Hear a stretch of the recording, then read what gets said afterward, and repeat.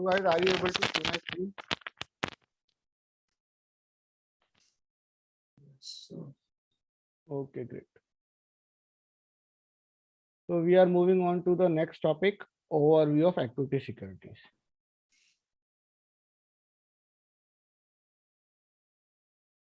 So guys, equity securities हम last time भी एक टॉपिक में डिस्कस कर चुके हैं कि अलग अलग टाइप की इक्विटीज होती हैं। कोई बता सकता है किस तरीके के शेयर्स होते हैं? एक कॉमन शेयर होते हैं और दूसरे प्रेफरेंशियल शेयर्स होते हैं। ठीक है, ये दो तरीके की इक्विटी होती है, प्रेफर्ड इक्विटी या कॉमन इक्विटी। अभी क्या इस दोनों में डिफरेंस है? कॉमन शेयर्स के पास वोटिंग राइट्स होती है। वोटिंग राइट का मतलब कि जो इंपॉर्टेंट डिसीजंस होते हैं related to the companies operation, या किसी डायरेक्टर का इलेक्शन है, कौन सा डायरेक्टर बनना चाहिए, कौन सीईओ बनना चाहिए, उस तरीके के जो भी बोर्ड मीटिंग्स होती हैं उसमें अगर आपको वोटिंग राइट्स चाहिए तो you need to have common share. Preferential shares के पास जनरली कोई वोटिंग राइट्स नहीं होती, बट अगर प्रेफरेंशियल शेयर्स जो होते हैं वो कस्टमाइज किए जा सकते हैं और वो टेलर्ड भी हो सकते हैं। But here we are just talking about the general terms कि भाई कॉमन इक्विटी और प्रेफरेंशियल शेयर्स में मेजरली क्या डिफरेंस होता है। तो प्रेफर्ड शेयर होल्डर को क्या मिलता है? फिक्स डिविडेंड मिलता है। फिक्स डिविडेंड मतलब उसको हर साल कुछ ना कुछ डिविडेंड मिलेगा, उसको उसका डिविडेंड फिक्स होता है। बट कॉमन शेयर का डिविडेंड फिक्स होता है क्या?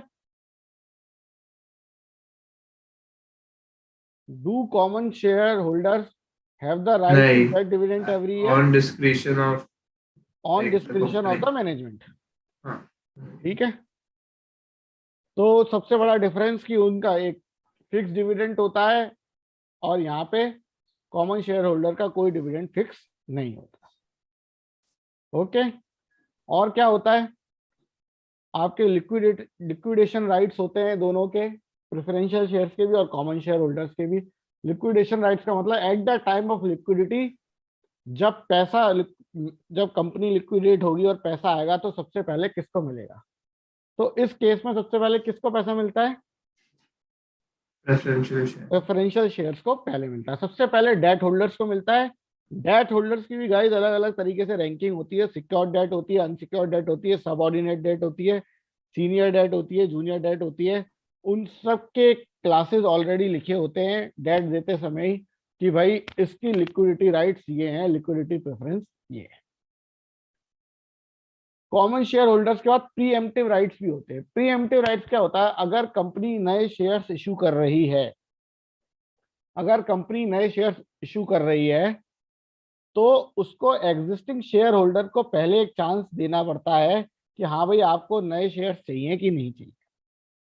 ठीक है, अगर तो इसको हम बोलते हैं rights issue. Preferential share holders के लिए वो होता है कि कॉमन शेयर होल्डर्स के लिए? कॉमन शेयर होल्डर्स के लिए, common share holder. Preferential share holders के लिए वो प्रीएम्प्टिव राइट्स नहीं है ना? प्रीएम्प्टिव राइट्स नहीं है, pre-emptive rights common share holders के लिए। एंड तो इवन इसको हम बोलते हैं, लिक्विडेशन राइट्स, प्रेफरेंशियल शेयर में लिक्विडेशन राइट्स तो होगा ना? हाँ लिक्विडेशन राइट्स, और उसको प्रिफर्ड लिक्विडेशन राइट्स है, मतलब better than your common share holders. Pre-emptive rights मतलब एग्जिस्टिंग शेयर होल्डर्स से पूछना अगर एडिशनल इक्विटी इशू हो रही है कि भाई आपको खरीदनी है कि नहीं खरीदनी है। अगर उनको नहीं खरीदनी, मतलब कोई ऑब्लाइज्ड नहीं है एग्जिस्टिंग शेयर होल्डर्स खरीदने के लिए, they might exercise the right, they may not exercise the right. तो जब आप कभी पढ़ोगे कुछ कंपनीज राइट्स इशू करती हैं, राइट्स इशू का मतलब कि शेयर एग्जिस्टिंग शेयर होल्डर्स को ऑप्शन दिया जाता है नए शेयर्स जब इशू हो रहे होते हैं तो खरीदने के। प्रेफरेंशियल शेयर क्यूमुलेटिव हो सकते हैं, नॉन क्यूमुलेटिव हो सकते हैं। अभी क्यूमुलेटिव का क्या मतलब है? ऐसा मैंने बताया कि कंपनी को ईच ईयर फिक्स डिविडेंड देना पड़ता है, बट अगर सपोज करो कंपनी लॉस में चल रही है और डिविडेंड नहीं दे पा रही है तो we are talking about preferential rights है। तो क्यूमुलेटिव में क्या होता है? जिस साल कंपनी ने डिविडेंड नहीं दिया है वो भी ऐड होता चलता है, मतलब वो डिविडेंड भी कंपनी को प्रेफरेंशियल शेयर होल्डर को देना पड़ेगा। वो क्या होता है? क्यूमुलेट हो जाता है। Did you get the point? जो डिविडेंड अगर किसी साल कंपनी ने मिस करा है जो देना था और नहीं दिया, वो प्रेफरेंशियल शेयर होल्डर्स अभी भी उस डिविडेंड के हकदार हैं और वो डिविडेंड आगे वाले डिविडेंड्स के साथ क्यूमुलेट होता है। Is this point clear to you guys? Yes, sir. Non cumulative में क्या होगा, जिस साल डिविडेंड मिस हो गया अब वो डिविडेंड प्रेफरेंशियल शेयर होल्डर को नहीं मिलेगा। क्यूमुलेट का मतलब वो डिविडेंड क्यूमुलेट होना, ऐड होना। नॉन क्यूमुलेटिव का मतलब वो अब ऐड नहीं होगा। ठीक है guys, is this point clear to you? Yes. कोई डाउट किसी को? Does anyone have any doubt? Yes. Great. अब आता है पार्टिसिपेटिंग प्रेफरेंशियल शेयर। पार्टिसिपेटिंग का मतलब कि कुछ उनको कॉमन इक्विटी जैसे भी फीचर होते हैं, मतलब उनको फिक्स डिविडेंड तो मिलेगा ही मिलेगा, उसके बाद जो कॉमन शेयर होल्डर्स को डिविडेंड मिलता है उसमें भी एक हिस्सा प्रेफरेंशियल शेयर्स का हो सकता है। मतलब पार्टिसिपेटिंग राइट्स है उनके पास। पार्टिसिपेट किसमें करना? कंपनी के प्रॉफिट्स में पार्टिसिपेट करना, या इन केस कंपनी जब लिक्विडेट होती है और कोई सरप्लस अमाउंट बचता है तो वहां पे भी प्रेफरेंशियल राइट्स के पास उस पूल में भी कुछ शेयर होल्डिंग होगी। ये गाइस प्रेफरेंशियल शेयर जब इशू हो रहे होते हैं तो सारी टर्म्स एंड कंडीशंस उस इशू में लिखी होती है, सारे फीचर्स उस इक्विटी के ऑलरेडी बताए जाते हैं। ऐसा नहीं कि ये टाइम टू टाइम कस्टमाइज होता है, बट जो भी पर्टिकुलर प्रेफरेंशियल शेयर्स इशू हो रहे हैं उसके बारे में ऑलरेडी नोटिस दिया जाता है। Is the point clear to you guys? Any doubt? Yes. Non participating का मतलब नॉर्मल शेयर्स, मतलब प्रेफरेंशियल शेयर होल्डर को क्या मिलेगा? सिर्फ उसका फिक्स डिविडेंड मिलेगा और उसको कुछ नहीं मिलेगा। ठीक है, पार्टिसिपेटिंग में उसको मतलब अपार्ट फ्रॉम डिविडेंड क्या मिलेगा? अपार्ट फ्रॉम फिक्स डिविडेंड अगर कंपनी कुछ सरप्लस प्रॉफिट कमाती है और अपने कॉमन शेयर होल्डर्स को डिविडेंड देती है तो उसमें प्रेफरेंशियल शेयर होल्डर का भी हिस्सा होता है, वो उसके प्रॉफिट में पार्टिसिपेट कर सकती है। कर सकती क्या मतलब करती है। एक तरीके से कॉमन फीचर हो गया कि अपना फिक्स डिविडेंड लेना, फिर और एडिशनल डिविडेंड जो कॉमन शेयर होल्डर्स को मिलता है वो भी लेना। Did you get the point? भाई अगर वो फिक्स ले रही है तो फिक्स में तो ये है कि अगर कंपनी को चाहे प्रॉफिट हो चाहे लॉस हो कोई फायदा होगा प्रेफरेंशियल शेयर होल्डर का? अगर कंपनी को बहुत ज्यादा फायदा होता है तो कॉमन शेयर होल्डर्स को क्या फायदा है? लाइक डिविडेंड ज्यादा मिल सकता उनका है। डिविडेंड भर सकता है, उनको ज्यादा प्रॉफिट मिल सकता है। बट अगर preferential share holder non participating है तो उसको तो बस फिक्स डिविडेंड ही मिलेगा जो ऑलरेडी डिसाइडेड है। यस और नो? हाँ। तो इस चीज को क्या कर सकता है, इस चीज को खत्म करने के लिए वो पार्टिसिपेटिंग प्रेफरेंशियल शेयर से, जिसमें इन केस अगर कंपनी एक्सेस प्रॉफिट बनाती है तो उसमें उसका भी हिस्सा होगा।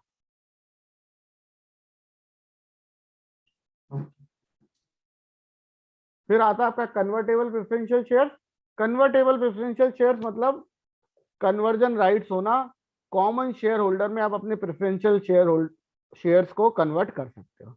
And once the preferential shares are converted into common share तो आपकी जो भी प्रॉपर्टीज होती है प्रेफरेंशियल की वो सारी खत्म हो जाती है। ओके, जो भी आपकी प्रॉपर्टीज होती है प्रेफरेंशियल शेयर की वो सारी प्रॉपर्टीज अब खत्म हो जाती है। Is this point clear? किसी को कोई डाउट है इस चार्ट में तो पूछ लो भाई। ये सारी terminologies once you start reading, आप जब पढ़ोगे तो आपको सब समझ में आने लगेगा। ये सारी टर्मिनोलॉजीज कहीं ना कहीं न्यूज़पेपर में या पोर्टल पे ऑनलाइन आपको कहीं ना कहीं मिल जाएगी कि ये प्रेफरेंशियल शेयर्स हैं, पार्टिसिपेटिंग राइट्स हैं, क्या वोटिंग राइट्स हैं, लिक्विडेशन राइट्स हैं, तो ये चीजें आपको पता होनी चाहिए। Guys, is this point clear? Shall I move ahead?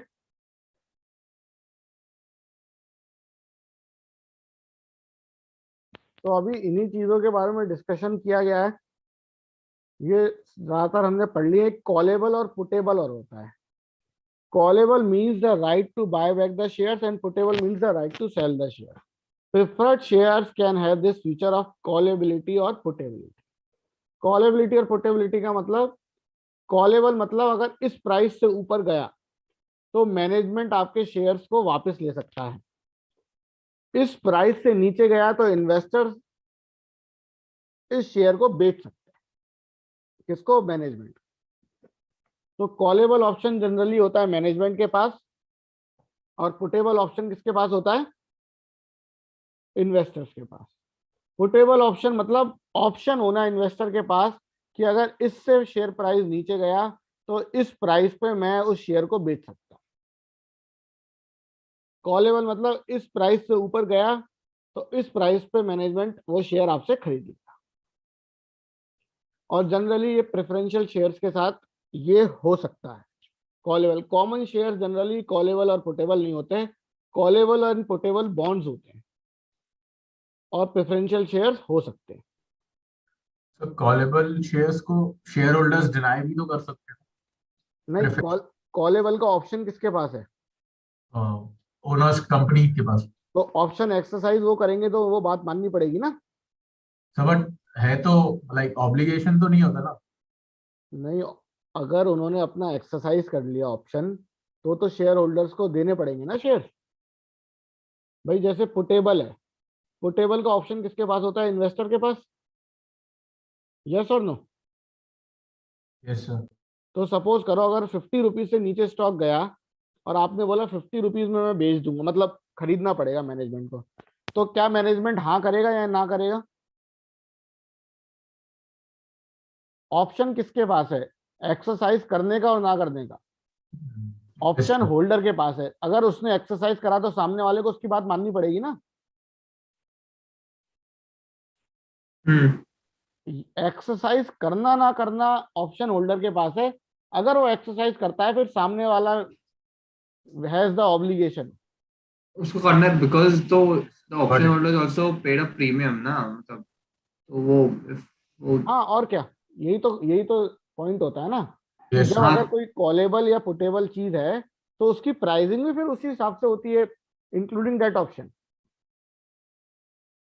भाई जैसे अज्यूम करो एक कॉलेबल बॉन्ड है, कॉलेबल बॉन्ड का कूपन रेट कम होगा कि ज्यादा होगा? कॉलेबल बॉन्ड का कूपन रेट कम होगा कि ज्यादा होगा? ज्यादा होगा क्यों? क्योंकि ऑप्शन किसके पास है? कंपनी के पास। कंपनी के पास है। तो मैं बोलूंगा भाई आपके पास ऑप्शन है तो उसके एवज में मेरे को क्या चाहिए? उसके रिटर्न में ज्यादा इंटरेस्ट चाहिए। इसी तरीके से पुटेबल बॉन्ड का So, कूपन but रेट, इसका कॉलेबल पुटेबल का इधर क्या रेफरेंस है? I didn't understand that, like ये प्रेफरेंशियल शेयर्स के लिए। प्रेफरेंशियल शेयर्स जो होते हैं ना आपके, वो बॉन्ड हाँ, की तरह एक्ट करते हैं जिन पे आपको एक फिक्स डिविडेंड मिलता है। ओके ओके, ठीक but है? the rights, like the option rights are with the company, that's why a नहीं, little higher. अगर अगर कॉलेबल प्रेफरेंशियल शेयर्स है तो ऑप्शन राइट्स कंपनी के पास है, पुटेबल है तो option right preferential share holder के पास है ना? Did you get the point? तो जनरली प्रेफरेंशियल शेयर्स के पास ऐसा हो सकता है, बट जरूरी नहीं है। विदाउट कॉलेबिलिटी एंड पोर्टेबिलिटी आल्सो एक कॉमन प्रेफरेंशियल शेयर्स भी हो सकते हैं। गाइस बाकी पॉइंट हम लोग डिस्कस कर चुके हैं, तो कैन आई मूव अहेड? और किसी को कोई डाउट है तो they can ask, do let me no guys. Sir, yeah, but when you say portable share, this option is with the uh, preferential shareholder. Yes, तो उसका exactly मतलब, if we want to exercise the option to sell, तो like the company is obligated to. Company obligated है उस price पे उस preferential share को खरीदने के लिए। बेचने की ना, पुटेबल इज मतलब टू सेल, राइट? मतलब वो बेचेगा तो खरीदेगा कौन? हाँ हाँ, दैट सेंस। हाँ, कंपनी को खरीदना पड़ेगा, वो उसको चाहे उससे नीचे प्राइस चला जाए लेकिन वो उसी प्राइस पे बेचेगा उसको, And जो the एक्सरसाइज कर रहे हो। callable option is when the company can has the option to set a price and the shareholder अब have to अब be अब obligated to. कॉलेबल ऑप्शन को तुम इस तरीके से समझो बॉन्ड के टर्म्स में। सपोज करो किसी ने कूपन रेट 6% पे इशू करा बॉन्ड, ठीक है। हाँ अभी क्या हो गया, कंपनी ने देखा यार उसको 4% पे नया बॉन्ड वो इशू कर सकता है 1 साल बाद, 1.5 साल बाद, प्राइस बहुत लो हो गए। तो does it make any sense कि 6% पे कंपनी कूपन दे और 4% पे नया लोन मिल रहा है? तो कंपनी क्या करेगी? अगर एक कॉलेबल बॉन्ड होगा तो company can call back the bonds, कि भाई ठीक है, अब मैं इस बॉन्ड को कॉल बैक करता हूं, और फिर क्या करेगा, उस बॉन्ड को खत्म करके नए बॉन्ड्स इश्यू कर देगा। कितने परसेंट पे? 4. 4% पे। Okay. In that case, shareholder, I mean, the preferential shareholder का कहाँ से फायदा होगा? Like that extra 2% premium that he तो asks or बॉन्ड होल्डर को कैसे फायदा हुआ? हाँ, like why would they? Bond holder already 6% coupon ले रहा था ना, तो मे बी हाँ उस समय मार्केट का रेट 5% या 5.5% चल रहा हो, बट तो अगर वो ऑप्शन मिला हुआ है तो उसको ज्यादा भाई मैं कॉल बॉन्ड क्यों लूंगा? मेरा हाँ तो घाटा मतलब है, तो उसके रिटर्न में मेरे को क्या मिलेगा? ज्यादा कूपन मिल रहा होगा ना। हाँ are you getting my point? अगर एक कोई कॉल बॉन्ड है और एक नॉन कॉलेबल बॉन्ड है सेम कंपनी का, तो कॉलेबल बॉन्ड का कूपन रेट ज्यादा होगा। Did you get my point? yes.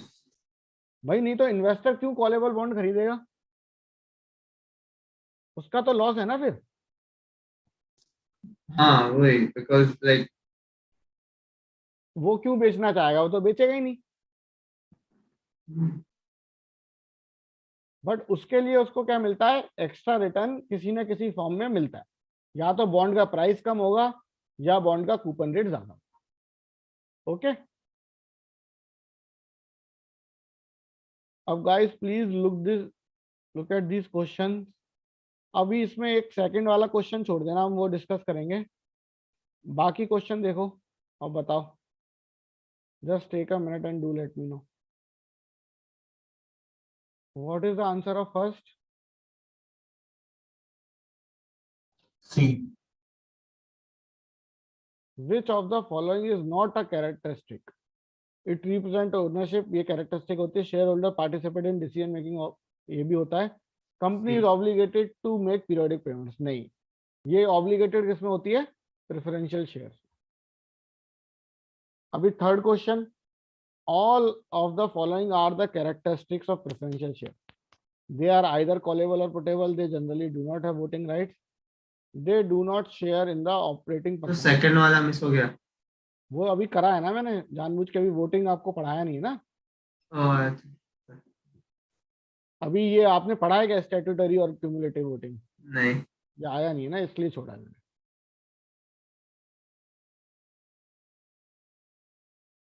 क्या होगा तीसरे का answer guys?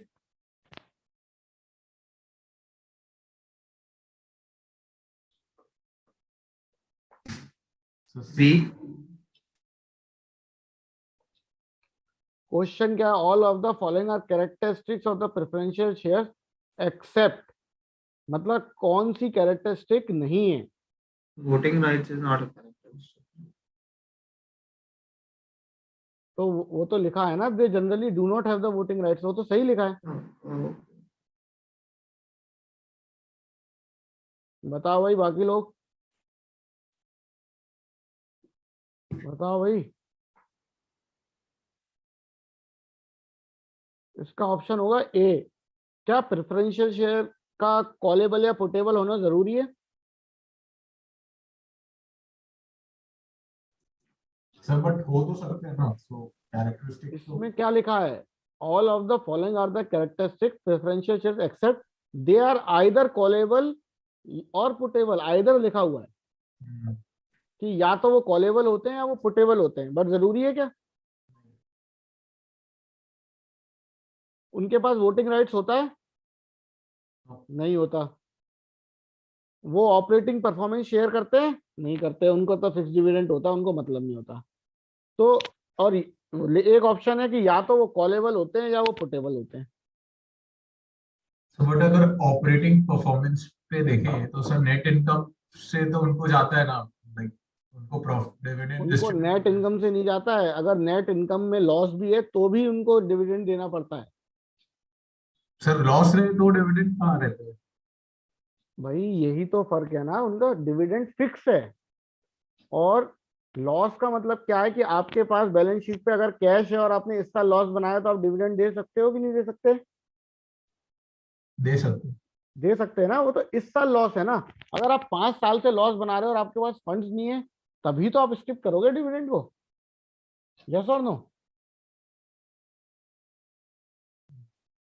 Otherwise preferential share holder का प्रेफरेंशियल होने का मतलब ही क्या हुआ? सर तो ऑपरेटिंग परफॉर्मेंस में common equity share holders participate like उनका रहता है भाई कैरेक्टरिस्टिक। वो तो रहता ही है, अगर कंपनी पैसा बनाती है तो कंपनी डिविडेंड देती है, पैसा नहीं बनाती तो नहीं देती। नेट होल्डर्स का नहीं रहता, डेट होल्डर्स तो इंटरेस्ट लेते हैं ना। उनको ऑपरेटिंग से कोई मतलब। उनको कोई मतलब थोड़ी है प्रॉफिट है कि लॉस है, उनको तो हर उनका जो क्वार्टरली है, मंथली है, ईयरली है, जो भी है उस पर पैसा चाहिए उनको। ठीक है sir, got a. Got it? Fourth वाला, ए फोर्थ वाला बताओ पढ़ के।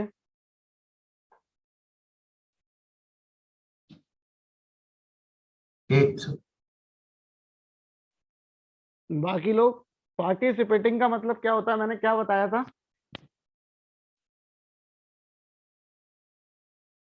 क्या बताया था मैंने पार्टिसिपेटिंग का मतलब श्रेयांश?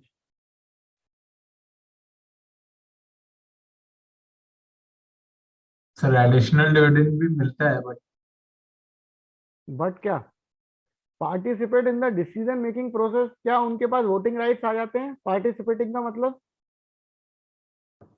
नहीं, No, sir. participate does not You, mean voting rights. Participate they तो have the कर ही ability सकते to हैं। sell. That's all. पार्टिसिपेटिंग का मतलब ये है कि अगर कंपनी प्रॉफिट बनाती है तो उसमें किसका हिस्सा होगा? उनका भी हिस्सा होगा। फिक्स डिविडेंड के ऊपर उनको क्या हो सकता है, एक एडिशनल डिविडेंड मिले। यस और नो? भाई शेयर होल्डर्स डिसीजन मेकिंग में कैसे पार्ट लेते हैं? वोटिंग के थ्रू तो लेते हैं। हम्म। तो क्या पार्ट प्रेफरेंशियल शेयर के पास वोटिंग राइट्स होते हैं? नहीं होते हैं ना। नहीं होते, तो ए ऑप्शन होगा। यस नहीं, हाँ। सी होगा। यस नहीं, ये कौन था? सी होगा सर। इसका आंसर सी होगा ना। ए कैसे हो जाएगा? ए कौन बोल रहा है भाई? अभी यस बोला है किसी ने। डिसीजन मेकिंग प्रोसेस मतलब वोटिंग राइट्स चाहिए अरे होता है ना उसके। आप शेयर होल्डर हो, अगर कॉमन शेयर होल्डर, तो हम्म। आप कंपनी के डिसीजन में कैसे पार्ट लेते हो ये बताओ। अब आप बोलोगे सर मैनेजमेंट लेता है, मैं तो लेता नहीं हूँ, है ना? करेक्ट। अब आपने कभी ये देखा है, मेल चेक करा है अगर कोई स्टॉक खरीदा हो, तो जब आपने शेयर्स खरीदे होते हैं तो आपके पास मेल आता है कि 5th को हमारी बोर्ड मीटिंग है, हम एक नया डायरेक्टर चुनना चाहते हैं, तो आपको वोट करना पड़ेगा। नहीं आता है। तो हम एक एक्सपेंशन करना चाहते हैं इतने का, या हम ये चीज करना चाहते हैं, तो शेयर होल्डर्स बोलते हैं कि हाँ भाई ये चीज करनी चाहिए कि नहीं करनी चाहिए। उसका एक एग्जाम्पल है, अभी रिसेंट न्यूज थी, आइशर मोटर्स के जो सीईओ है सिद्धार्थ लाल, तो उन्होंने, मैनेजमेंट ने डिसाइड करा कि सिद्धार्थ लाल की सैलरी बढ़ा देते हैं। ठीक है, शेयर होल्डर्स ने उस प्रपोजल को डिनाई कर दिया, majority of the share holders ने। इसका मतलब क्या हुआ?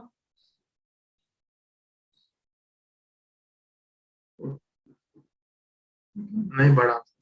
नहीं बढ़ा सकते, क्योंकि शेयर होल्डर्स डिसीजन मेकिंग में पार्ट ले रहे हैं कि नहीं ले रहे हैं? दे रहे हैं ना। हाँ, तो यही तो बता रहा हूं मैं। आप ये कह रहे हो ना कि कैसे लेते हैं, तो मैं वो समझा रहा हूँ कि ऐसे लेते हैं। ओके। Yes sir. शने कोई डाउट इस चीज में? फिर यहाँ पे देखा participating preference share entitled share holders. हाँ, मतलब जिस जिस शेयर होल्डर पे पार्टिसिपेटिंग प्रेफरेंशियल शेयर्स हैं उसको क्या एंटाइटलमेंट है, उसको क्या फीचर मिला हुआ पार्टिसिपेटिंग प्रेफरेंशियल शेयर का? he can participate in the decision making. हाँ, तो वो it can not participate in the decision making. इसका आंसर सी है। हाँ हाँ, मतलब या इसका आंसर सी है। पार्टिसिपेटिंग प्रेफरेंस शेयर्स का मतलब पार्टिसिपेटिंग प्रेफरेंशियल शेयर का मतलब कि वो एडिशनल डिविडेंड लेने के लिए भी एंटाइटल्ड है। Did you get the point? Yes sir. अभी आते हैं अपन वोटिंग पे। तो वोटिंग क्या होती है? एक होती है प्रॉक्सी वोटिंग। प्रॉक्सी वोटिंग मतलब कि मैं किसी और को अपने वोटिंग राइट दे सकता हूं और शेयर होल्डर को, जो मेरे बिहाफ पे वोट डाले। ठीक है, ये मेरा ब्रोकर भी हो सकता है या कोई और एक्टिविस्ट शेयर होल्डर भी हो सकता है जो मेरी तरफ से वोट डाले। ठीक है, अभी कुछ चीजें होती है, मैं शेयर होल्डर हूं, मेरे को नहीं पता कि भाई ये चीज गलत है ये चीज सही है। किसी डायरेक्टर का सिलेक्शन इलेक्शन होना है या कुछ होना है, तो मेरे को कैसे पता चलेगी किसको वोट डालना है? तो मैं क्या करूंगा, अपना वोट किसी और को दे दूंगा, वो मेरी तरफ से प्रॉक्सी वोट डाले।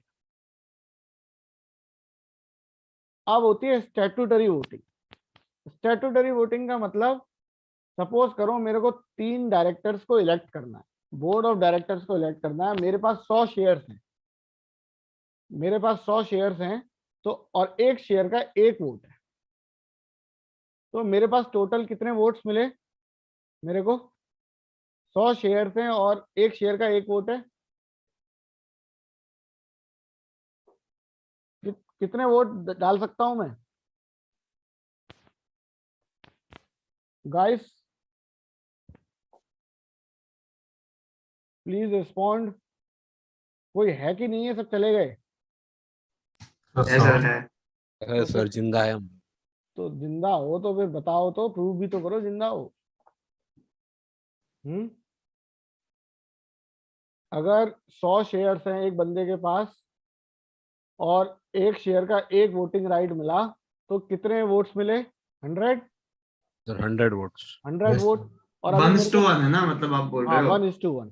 ठीक है, तो अभी मेरे को 3 डायरेक्टर चूज करने हैं, तो एक डायरेक्टर को चूज करने के लिए 100 वोट, एक को चूज करने के लिए 100 वोट और तीसरे को चूज करने के लिए 100 वोट। करेक्ट? हाँ मतलब ठीक है ना भाई, अलग अलग डालूंगा सबको 100 वोट 100 वोट। yes sir. तो हाँ, हर एक स्टैट्यूटरी का स्टैट्यूटरी एक तो ये वोट। हो गया। क्यूमुलेटिव में क्या होता है कि आपके पास टोटल कितने वोट हुए? 300, है ना? 100 एक डायरेक्टर के, 100 एक डायरेक्टर के, 100 एक डायरेक्टर के। आप 300 के 300 वोट क्या कर सकते हो? किसी एक डायरेक्टर को डाल।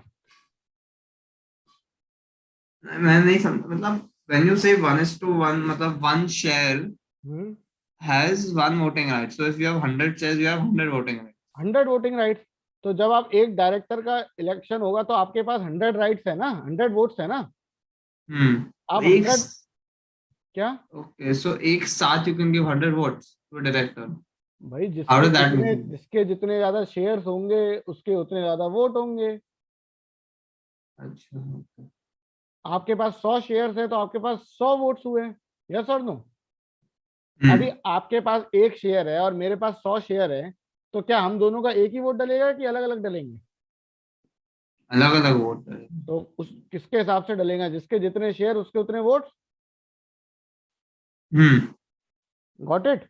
सो लाइक अभी स्टैट्यूटरी का वो वोटिंग राइट समझा रहे थे, तो सपोजिंग वो 3 डायरेक्टर्स में है ना, हाँ, वी तो हैव 100 शेयर्स ओनली ना, 1:1 में फिर आपके पास 100, 100 आपके पास वोटिंग राइट 100 ही है। वोट्स है।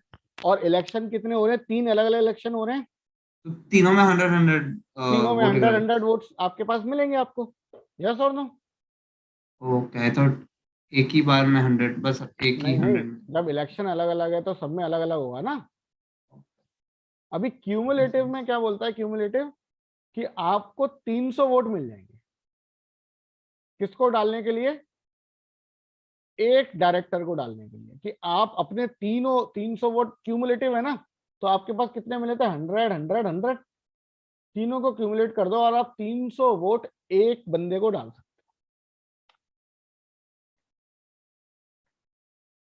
हो। Did you get the point शने? हाँ, यस, got it. तो इसका फायदा क्या है? क्यूमुलेटिव वोटिंग का फायदा क्या है, कोई बता सकता है?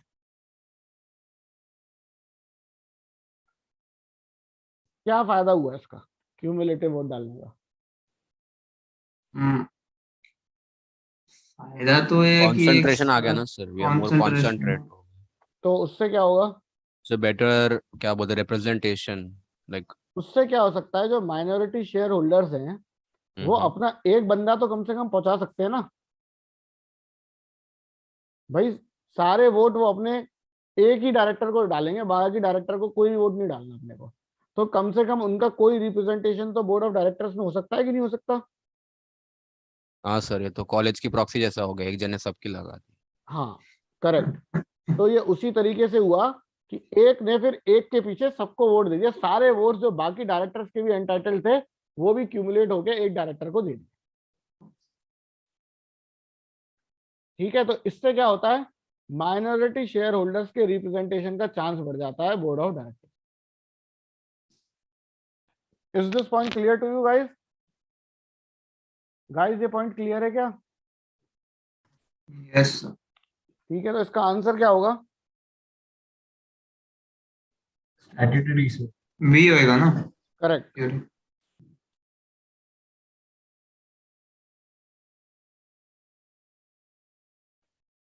Correct guys.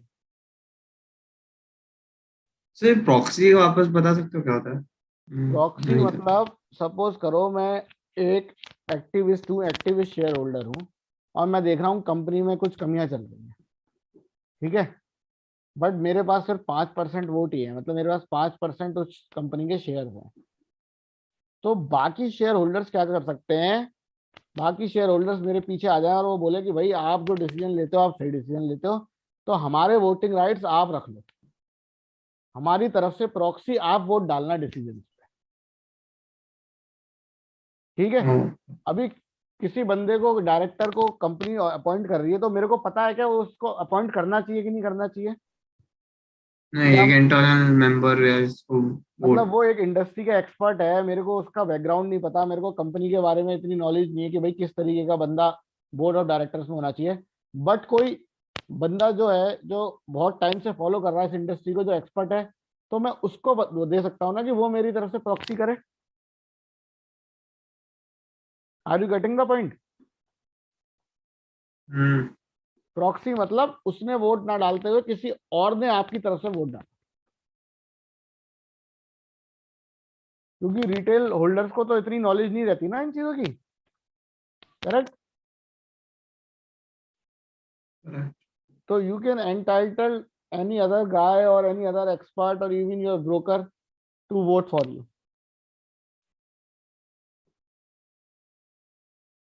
Okay. Just give me a second, guys.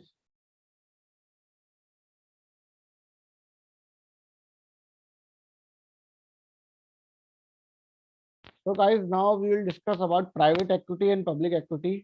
तो प्राइवेट इक्विटी जनरली क्या होती है कि कोई कंपनी, कोई इन्वेस्टर जो है वो एक प्राइवेट कंपनी में पैसे लगाता है। पब्लिक इक्विटी मतलब पब्लिकली लिस्टेड कंपनी है। प्राइवेट इक्विटी मतलब जैसे जो इन्वेस्टर्स आपके स्टार्टअप में पैसा लगाते हैं, जो आपकी प्राइवेट कंपनीज में लगाते हैं, तो that is called as private equity. Private equity issued to institutional investors, तो जनरली बड़े इन्वेस्टर्स जो होते हैं, जो इंस्टीट्यूशंस होते हैं, उनको इश्यू होती है। तो हम एज अ रिटेलर स्टार्टअप में पैसा नहीं लगा सकते। No trading on the secondary market, secondary market में शेयर ट्रेड नहीं होते। Highly liquid, financial details and disclosures might be difficult to find. ठीक है, तो अपने को इतना ज्यादा इंफॉर्मेशन प्राइवेट इक्विटी के बारे में होती नहीं है कि कितने शेयर्स खरीदे हैं, किस प्राइस पर खरीदे हैं, but generally private equity investors are high risky investors जो अर्ली स्टेज कंपनीज में पैसा लगाने में बिलीव करते हैं। Three type of private equity securities: venture capital, usually the first seed capital, early stage और mezzanine financing. मतलब जो अर्ली स्टेज या सीड कैपिटल फंडिंग होती है जो स्टार्टअप्स में होती है, आपकी सीड कैपिटल हो गई, फिर series A series B capital, वो कैपिटल आपकी वेंचर कैपिटल लगाते हैं. Leveraged buy out, using large amount of debt to buy out the company. Debt use करके किसी कंपनी के सारे शेयर्स को खरीदना. वो दो तरीके से हो सकता है. वो एक बाहर का इन्वेस्टर भी कर सकता है और मैनेजमेंट भी कर सकता है. अगर मैनेजमेंट बाय आउट होता है तो हम इसको बोलते हैं एमबीओ.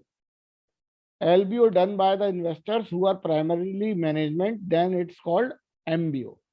मतलब कोई पब्लिकली लिस्टेड कंपनी है, मैंने उसको पूरा का पूरा बाय करके प्राइवेट कर दिया. किसकी मदद से? डेट ले ली और उस कंपनी को बाय कर. ठीक है. इस MBO पे एक क्लासिकल बुक भी है, बारबेरियंस एट द गेट, एक मूवी भी बनी हुई है जिसमें एक सिगरेट कंपनी होती है, उसका MBO हो रहा होता है और किस तरीके से एक प्राइस और छिड़ जाता है. Selling of equity by a public company to a private set of investors for additional capital. So it is the private investment in public equity.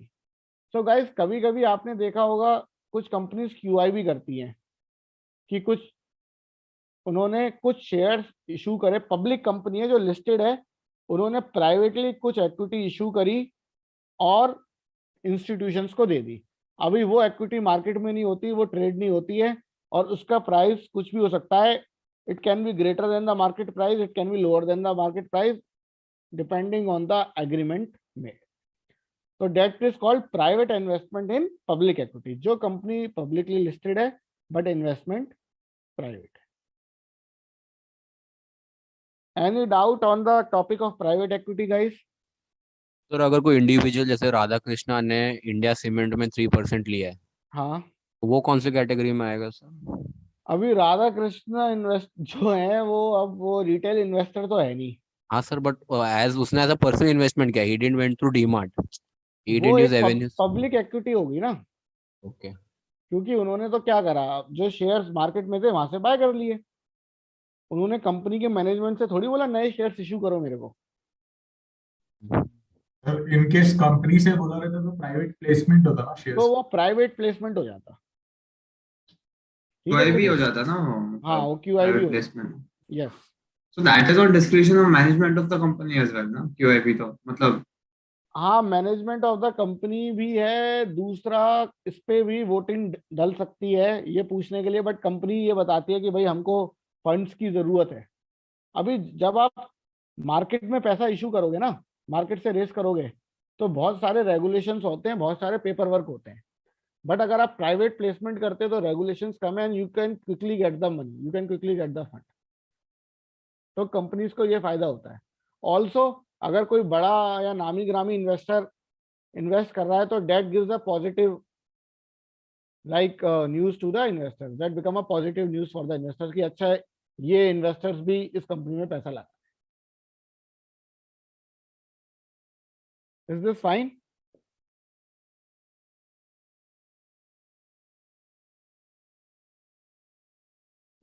Is this fine guys? Yes sir. ठीक है. Now talking about public equity issued to the public via IPO. After IPO, trading takes place in secondary market, usually more liquid than private equity. Regularly requirement to furnish financial details quarterly and yearly. So I think guys these points are self understood. Any doubt on these topics? Please do let me know, or we can proceed further. Shall we move ahead guys?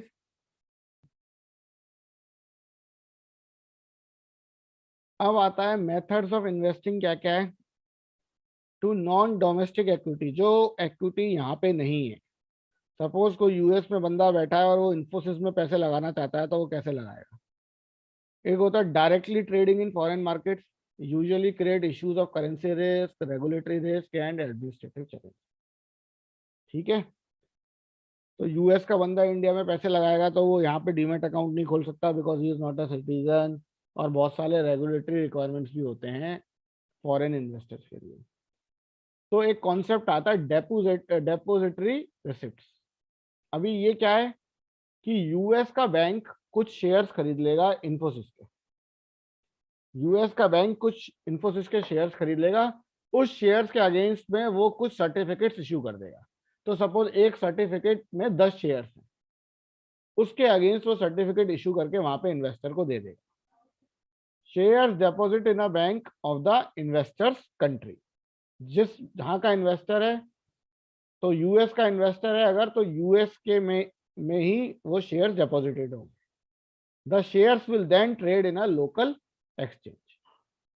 The depository bank acts as a custodian. BNY is the largest depository bank. Depository receipts are of two types, sponsored and unsponsored. Sponsored का मतलब, sponsored means the company has direct involvement in issuing its share, कि company ने उस bank के साथ मिलके shares issue करे हैं और वहां से कैपिटल रेज करी है। अनस्पॉन्सर्ड का मतलब ये है कि बैंक ने हो सकता है मार्केट से शेयर खरीद लिया और यहाँ पे सर्टिफिकेट इशू कर दिया। Unsponsored means the depository bank buys the share in the company's domestic market and issues it in the target country.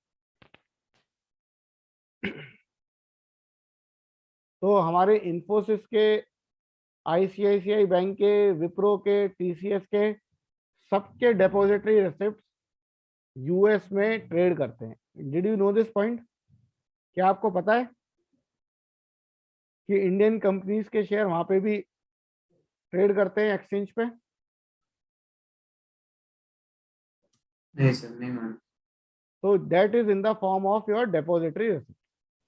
Sir, but suppose if I want to invest in New York, तो you want to invest in New York sir, US, अब मुझे ठीक US है। में invest करना है, हाँ, जैसे एचडीएफसी बैंक का भी है ना, only with $50 I can invest, so that Yes. Also works on depository receipt, और की डायरेक्ट कोलैबोरेशन एक्सचेंज के साथ? वो डिपेंड करता है। वैसे जनरली जो अभी एचडीएफसी कर रहा है वो कोलैबोरेशन के साथ कर रहा थोड़े है। They are not issuing the receipt. अगर जो रिसिप्ट इशू होंगी ना, वो आपको इंडियन एक्सचेंज पे वो रिसिप्ट ट्रेड करेंगी। फिर जैसे सपोज करो आपने गूगल का शेयर खरीदा, तो क्या गूगल का डेपोजिटरी रिसिप्ट कोई ट्रेड करता है इंडिया में एनएससी बीएससी पे? नहीं, वो आपको डायरेक्ट शेयर्स इशू किए जाते हैं। जो इंडियन शेयर्स है ना, वो वहां पे ट्रेड कर रहे हैं। यहाँ पे डिपॉजिटरी का तो मतलब सीधा इंडियन रुपीज में जस्ट बाय दैट शेयर ना, and that is you can trade. Correct.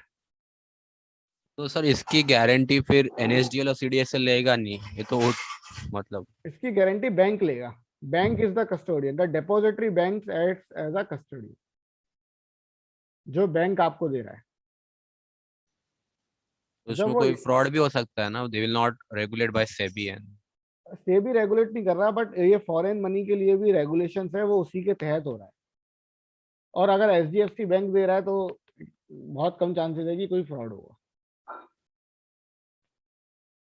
Okay sir, फिर एक होता है आरईआईटीएस, जैसे रियल एस्टेट इन्वेस्टमेंट। हाँ, रिट्स होते हैं। हाँ, वो कैसे चलता है सर? They are also on depository और नहीं, रिट्स तो एक इंडेक्स ट्रस्ट हो गया ना। अगर आप रियल एस्टेट का होता है ना रेट्स अगर का। आप बाहर का रेट ले रहे हो तो वो डेपोजिटरी रिसिप्ट के थ्रू आएगा। अगर आप इंडिया का रेट ले रहे हो तो इंडिया में भी चलता है वो। तो एम्बेसी करके एक कंपनी है, उसका रेट है, एक्सचेंज पे ट्रेड करता है वो। Okay sir. डेपोजिटरी रिसिप्ट का मतलब ये है कि किसी बाहर फॉरेन का आपको शेयर खरीदना है तो आप कैसे खरीद सकते? Writ is a different concept. वो तो इंडेक्स, वो तो रियल एस्टेट ट्रस्ट हो गया। वो तो एक तरीके से वो इंडिया का भी हो सकता है, बाहर का भी हो सकता है। बाहर का होगा तो हो सकता है आपको डेपोजिटरी रिसिप्ट के फॉर्म में मिले। तो ठीक है, depository receipt is a financial instrument. Is a financial instrument. और जनरली कंपनीज क्या करती है कि सपोज करो इन्फोसिस है, उसको कैपिटल रेज करनी है फॉरेन से, तो वो क्या करेगी, वो डेपोजिटरी रिसिप्ट के थ्रू वहां पे कैपिटल रेज कर सकती है, इक्विटी इश्यू कर देगी और कैपिटल रेज कर देगी। इन्फोसिस, विप्रो, आईसीआईसीआई, इन सबके एडीआर चलते हैं। एडीआर का मतलब होता है अमेरिकन डेपोजिटरी रिसिप्ट, इनको एडीआर बोलते हैं। ठीक है, is the point clear to you guys? Yes sir. Great. तो ये होते हैं आपके global depository receipt issued outside the home country. The depository bank is usually the bank that is located in the target country. GDRs can not be listed in the US. ठीक है, अभी इसके दो तरीके के नाम है, ग्लोबल डेपोजिटरी रिसिप्ट और American depository receipt. This is the way by which American depository receipt मतलब आपको एडीआर इशू करने पड़ेंगे अगर अमेरिका में लिस्ट करानी है। यूरोप वगैरह में लिस्ट करानी है, अपनी कंपनी के शेयर्स को लिस्ट कराना है, तो आप वहां पे जीडीआर भी इशू कर सकते हो। अगर अमेरिका में कराना है तो that is the ADR. ADR is one kind of a GDR. ठीक है भाई, उसका नाम बस जो अमेरिका में ट्रेड कर रहा है उसका नाम एडीआर रख दिया, बाकी कहीं ट्रेड कर रहे हैं तो GDR. There are three kinds of ADR. Level 1 unsponsored ADR traded in OTC market. इसका मतलब ये एक्सचेंज पे ट्रेड नहीं करते, ये आपके ओवर द काउंटर चलते हैं, मतलब बैंक और इन्वेस्टर के बीच की बात है किस प्राइस पे ये ट्रेड करते हैं। These are not listed on the exchange. Level 2 and level 3 unsponsored ADR trade in NYSE, NASDAQ, MX. These types of ADR allow raising capital and making acquisition. SEC Rule 148 is a private placement of ADR in the US. अब private placement भी ADR का हो सकता है कि privately किसी ने खरीद लिया और उसको ADR इशू कर दिया। जैसे प्राइवेट प्लेसमेंट इंडिया में होता है ADR की फॉर्म में, मतलब बाहर के किसी कंपनी ने ADR के फॉर्म में इन्वेस्ट करा।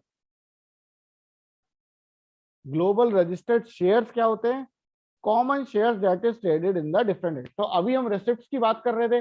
रिसिप्ट क्या होती है? एक सर्टिफिकेट होता है जिसमें लॉट हो सकते हैं कि भाई एक रिसिप्ट में 10 शेयर्स हैं, 20 शेयर्स हैं।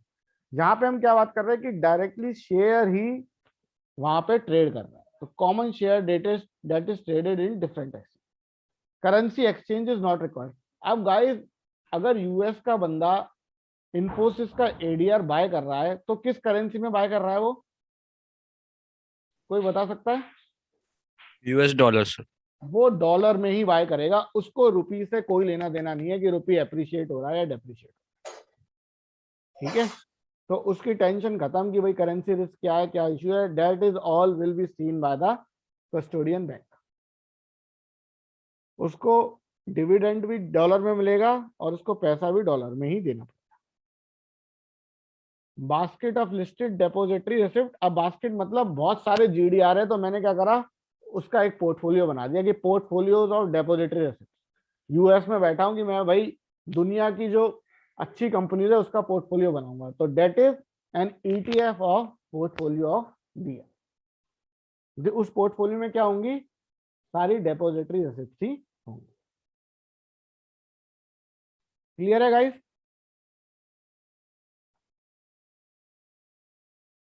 Is the point clear to you?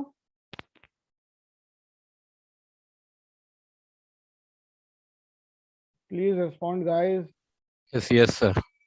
ठीक है, Yes, sir. so guys, I think we'll stop here as of today and we will again continue in the next class. Hopefully I might take 1 or 2 class in the weekday also. I will confirm you in next few days. Okay, we'll continue the topic in the next class now. Yes, sir. Thank you, guys. हाँ बताइए। Sir आपने वो calculator के videos share करने। हाँ यार, okay यार, today I will do it. ठीक है, ओके सर। Yes sir. और सर वो लेवरेज और मार्जिन वाला टॉपिक सर अच्छे से क्लियर नहीं हुआ, उसका कुछ लेवरेज और मार्जिन वाला कि उसके मार्जिन क्वेश्चंस कितना मिलेगा? कंसेप्चुअली क्लियर है, क्वेश्चंस सॉल्व नहीं हो रहे। ठीक है, तो आप मेरे को व्हाट्सएप पे क्वेश्चंस बताना क्या डाउट आ रहा है, तो then we can discuss it. Okay yes sir. Okay, thank you sir. Good night. Thank Thank you you, guys, sir. Bye. Thanks everyone.